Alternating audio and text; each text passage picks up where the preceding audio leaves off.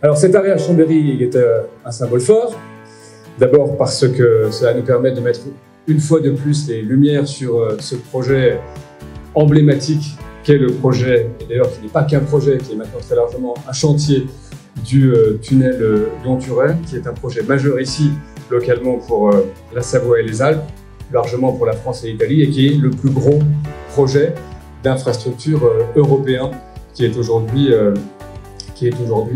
à l'œuvre et en cours.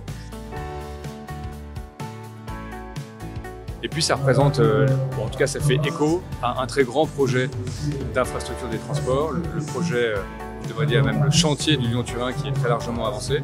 Nous avons eu l'occasion d'en visiter les 9 km, 10 km qui ont été réalisés depuis maintenant ma dernière visite ici il y a 2 ans et qui permet de continuer à nous projeter dans cette mise en œuvre à la fois du tunnel de base et des accès.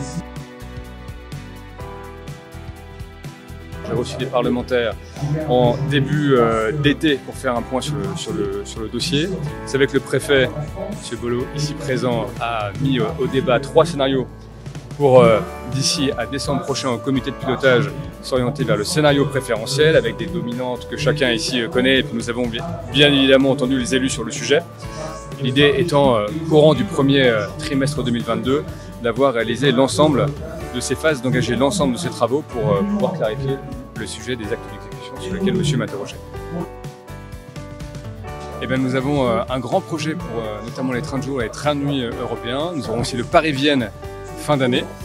Nous avons déjà lancé des lignes de train de nuit et plus largement, nous avons signé à la fois sur les trains longue distance, y compris dans cette dimension train de nuit, un accord entre 4 pays, la Suisse, l'Autriche, la France et l'Allemagne, pour aussi opérer une grande relance de ces trains longue distance, dont le train que nous recevons aujourd'hui est tout à fait emblématique.